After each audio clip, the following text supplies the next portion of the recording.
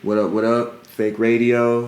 Got a very special guest here today. Introduce yourself. Hello, I'm Babyghost. I'm super excited to be here. Babyghost, Fake Radio. It's happening. So where are you from? You from? I'm from the Bay Area. Actually. Oh, okay. Yeah. Okay. I think yeah. So then when'd you come out here? I came to the Inland Empire for college in like 2017. Got you. And then I came to LA about like 3 years ago. Okay. So like because I met you like 2 years ago. Mm-hmm. Yeah. That was like when I really started meeting people out here. Right. The first year was kind of slow. Yeah. No, same. So why the name Babyghost? Like where'd that? I actually had it as Not Your Baby Girl at first. Got you. Which is A mouthful, B not really my identity anymore as like a non-binary person. And so I was thinking about changing it, and like I took a little hit of a little pen one time, and I took a tiny ghost, and someone was like, "Oh, a baby ghost." Everything clicked. I was like, "That's perfect. That's my name." Yep. And so you started recording under the Babyghost moniker in like 2021. Yeah. Yeah. Got you. And so, what got you into music? What like got you started on the same path? Oh my God. Yeah. It's like literally, I don't think anything got me into music. I feel like it was just always there. Yeah. You know, it's like one of those things. Like I joined my first choir when I was 6. Okay. And I really just like loved it. And like from there I went on a track to be like a classical opera singer. Oh, really? Okay. And then I got to college and I was like, shit, I write my own songs and I do my own thing, and I also don't want to do opera in 2020, whatever. Yeah. So I kind of switched career paths, and now I'm doing my own thing. And you just released your debut album, Genderless and Genreless. I did. How's it feel having that out in the world? It's so cool. Yeah. I'm so happy. Like I'm so excited. This is something I've always wanted in my life. It's just like have an album. And I know I have many, but the first one is like really special. And like to have been able to do it with Who's and like have that whole process of like getting to know them and getting to fall in love with them through making this like project was also super fucking sick. Got you. So they produced They produced the whole album. Oh, okay, the whole yeah. And so how'd you meet Who's? We met at a show actually. Yeah? It was like a show we were both performing at. Got you. It was like trans and non-binary artists lineup. And I missed their set because I was coming from LA and it was in Ventura. Oh, okay. But we got to like chat afterwards. Yeah. Really they caught your set?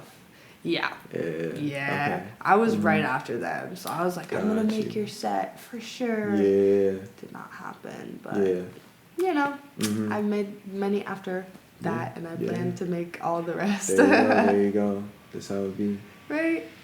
So then they produced the whole album.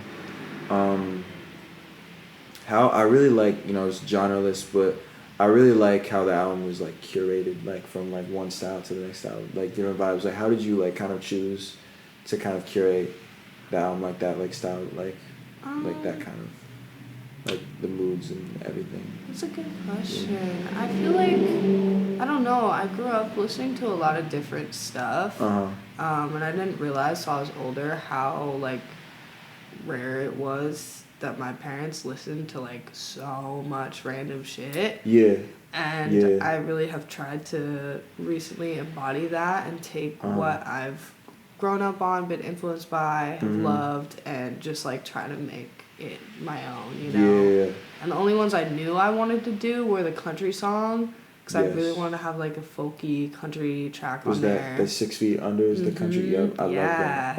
And that's like, I don't know, it doesn't get a whole lot of love, so I'm appreciative that you like it. Who's playing banjo on that song? It's all like, Who's did it on the MIDI. Oh, shit. Yeah, isn't that crazy? I fuck with that song because I have a good, he's been on the show.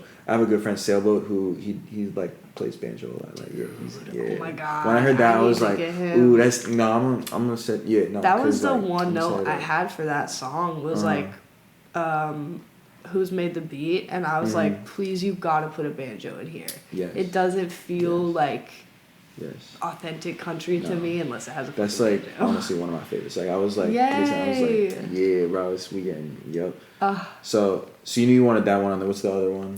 I knew I wanted the pedals to be like a vocoder Bon Iver type track because Bon Iver is like one of my biggest influences of all time. Got you. That's the one that samples you like your cover of it. Yeah. So like you said, that's like one of your biggest influences. That's why you decided to kind of do a cover. Yeah. So it was like twofold kind of because we had pedals and then we had the what's it called? The one that said In the Woods. Yeah. Which is a sample of a Bon Iver song being sung by like it's how do I explain this? It's a reference track of an a cappella arrangement of a Bon Iver song. So it's like 3 steps basically. It's just this random SoundCloud shit. Yeah. And I was like, this is it. Cool. This is it right here. There we go. And so then I really like how like the first song is like kind of like a ballad type thing, and then it goes into like the very aggressive I Don't Really Like You. How'd that song come about? That song's catchy. It's been stuck in my head. It's funny because I wrote it about like a couple different experiences like amalgamated into one, you know what I mean? Like when you have sort of like something that happens to you and something else that mirrors it. Like I was going through so much different shit that just like perfectly paralleled each other. So I kind of took all those experiences and put it into I Don't Really Like You, and this was maybe the stupidest thing I've done or the dopest thing I've done. I took like a real voice memo and just had Who's say it over. Oh, so that's okay, that kind of makes sense. At the beginning of the song. That's like word for word what somebody said to me, and I ran into them literally last night. You ran into them last night? Yeah, and they were like, hey, do you hate me? And I was like, no. And they go, but you really don't like me. And I was like, oh man, I'm sorry. It's not just you that the song's about. So they said, do you hate me? And you were like, no. And then they're like, oh, but you don't really like me? They said that? I was that's crazy. Oh. Damn. I felt bad, but it's also like, don't say shit and expect it not to be. Bro, don't be saying shit like that. No, especially not to a songwriter. No. Like, you know better. Bro, for real, yeah. Nah. Especially that's like, sorry. And then like the next song, you're sampling like a porn? Yeah, oh my gosh, well, that was... I always ask Who's about this. It's like ASMR on YouTube. It's all like that was access. On YouTube. Yeah, but it's like I don't even know what kind of ASMR. Yeah, the way like the way that was playing and like the beat, I was like the way it kind of like transitions. I was like, what are we? Yeah, I did that at like an event recently. I didn't realize it was all ages and like. Oh my god, it was so bad. It could change the set list. There were kids there? Yeah. Damn. I was like, oh my god, we gotta turn this intro down. Change all of the words right now. What event was that at? It was at Tats and Babes. Yeah.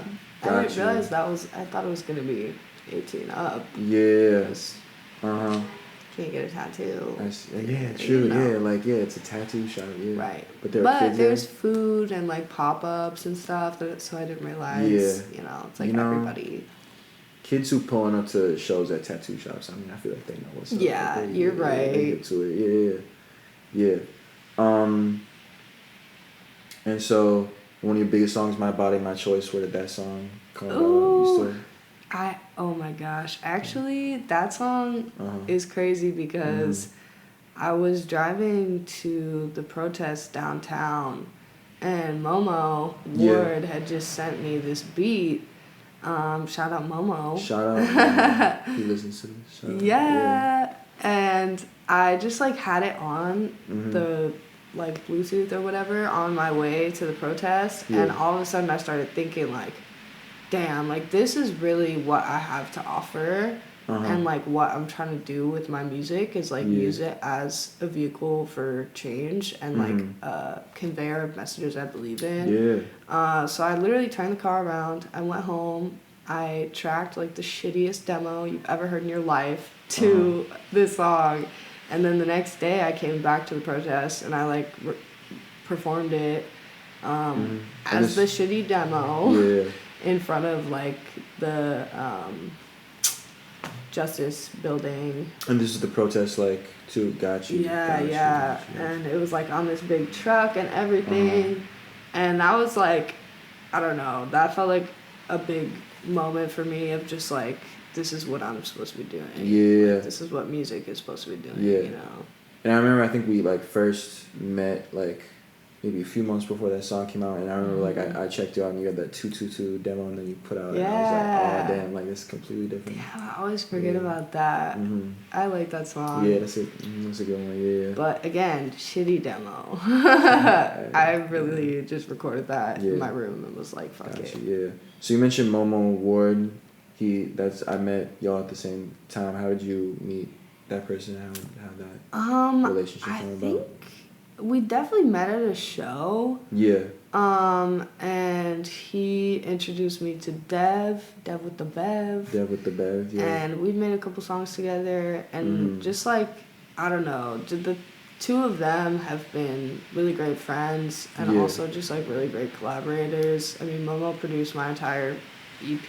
Right. Yeah. And continues to just like impress me constantly with what he's doing. And Dev just put out an album on the low, like didn't tell anybody, didn't promo shit, was just like, fuck it, here's an album. Yeah. So it's cool to like be surrounded by people like that, you know? For sure. And he also produced Joyride LA. I love that song. Yeah. That song's crazy. Yeah. What's the story of that song? It's really just fucking LA. Like, I needed to write an LA song, but it couldn't be. I wanted it to sound like all happy, go lucky, but really have the lyrics of like, yeah, we're kind of going through this shitter right now. Yeah. It's tough out here. Yeah. And I love the music video to that song too. Music video is crazy. Dude, that was fun to do too. That's was directed by my friend Irvin, who was really awesome. He did the Stressin video too. Got you. And he's just like a sweetheart and a visionary, and like I am trying to cook something up with him soon for a video for Petals as well. But we're definitely gonna be on some different shit than the previous stuff that we worked on. Yeah. And I noticed that a lot of your videos have like kind of a vintage kind of homemade qualities that's intentional. Yeah. Cause the first one that I did, or one of the first ones I did, was for the song Better Days, and it was just like in my apartment in Redlands, and my friend Jordan filmed it on like this video camera app on iPhone. So it was really just like, we want to DIY shit, we want to be punk about this, we want to like create with our community and do it with the least amount of money out of our pocket as possible. Yeah. Because it already costs $95 to put my videos on Vevo. Yeah. So I'm just always trying to like think of that. It do cost $95 to put it. Like what? Why? Crazy. Why is that? Your videos are on Apple Music though. That is clutch. Yeah. I don't use Apple Music, but I recently was put on to that fact of like, you can see all these videos just it's like, cause sometimes I gotta like, when I'm doing like research, I like gotta like go YouTube like find, but I was like, oh no, all the visuals right here.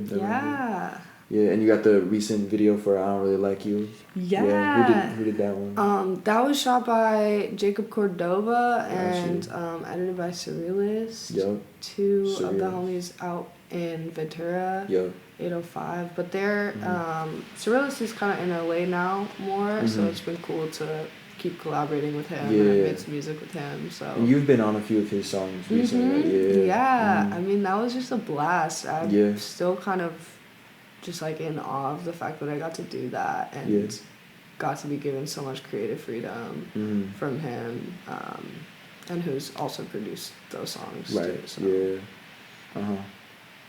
That's cool. Yeah. And so, I noticed when you perform, you got like the kind of like the makeup, the kind of clown.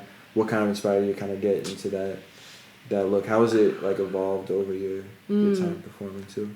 You know, I took like an art therapy class in college. Got you. And most of that shit I just kind of translated to makeup. Yeah. Of like, it doesn't matter what you're doing as long as you're doing it with the intent of like being creative and having fun and expressing yourself.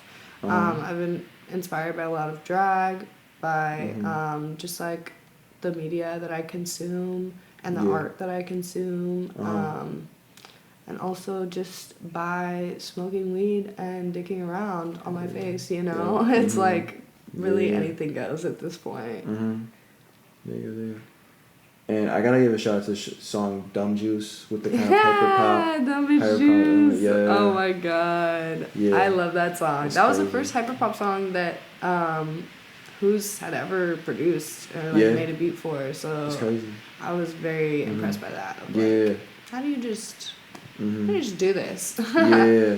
But working on some hyperpop songs with Arlena, actually. Oh, word? Yeah, so we're going to try and get a little project out called Hyper Cunt, and I'm very excited for that. I like that.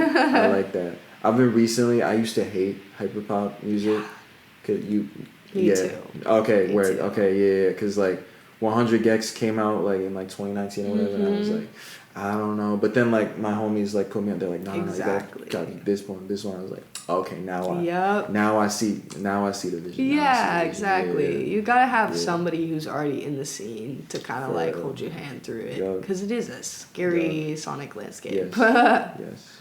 Shout out the homie who always puts me on. Shout out Jack Callahan. He's Don't Look Studios. He's been on the show. He always puts me onto the hyperpop stuff. Hell also, what's it called? Glitchcore. Yes, that's been like my go-to daily mix on Spotify. Is like the Glitchcore mix. Yeah, that new Connie album. That's I'm in all of it. What else there? So who I hate asking this question, but you said Bon Iver is like a big influence. I hear like a lot of kind of different sounds and like great artists who came before. So who would you say are like your main influence when it comes to rapping, singing? It's like that's a hard question. I mean it is hard, but I love it because it's so across the board. And my favorite artist of all time that like really I think was the first artist to influence me in my life was Tracy Chapman. Yeah, I hear that for sure. And then like choral artists, just like being able to do choir definitely was like an influence in what I put into like harmonies and stuff like that, and just like backing vocals in tracks. I was really super into Ashnika for a little bit. I'm still into her, but not like every day listening. Got you. And Queen Herbie too. I met her a couple years ago and was like trying to tell her, hey, you've really influenced me and inspired me, and I was just like, hey, I love you. And she was like, don't cry. It's so embarrassing. But other than that, I mean, really just the people that are around me making music are like the biggest inspirations day to day, because it's like I see what everyone's doing around me, and I'm like so fired up by it and just like wanting to keep up with them, you know. I love you have great like lyricism. So, thank you. Sure. So what like what's your like songwriting process? I always ask. It definitely changed in the last few years, because I studied I did my thesis in poetry in college actually. So like going through that process of really realizing how much revision I had to do in a piece.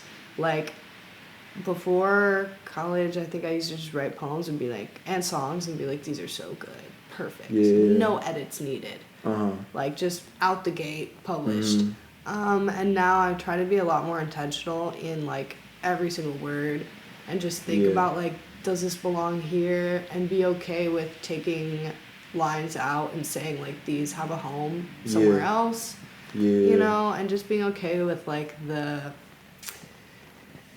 cutthroat nature of revision, because you really have to kind of step back from your work and not always be that attached to it. So I just write shit and then I go in and I slash everything and overanalyze it until I can't think about it anymore, and I put it out there.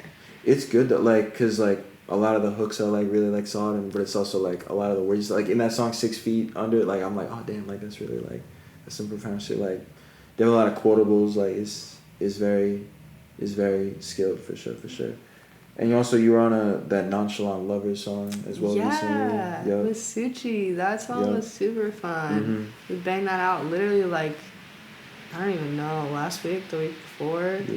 Came out a couple days later. And I'm definitely trying to get him on a track of mine soon, because that was a blast. You've been on like a little feature run lately. I keep seeing that. I have been trying to do that at the beginning of the year. I've even been working with people that like I don't know. Like I just had a song come out with somebody who hit me up off TikTok.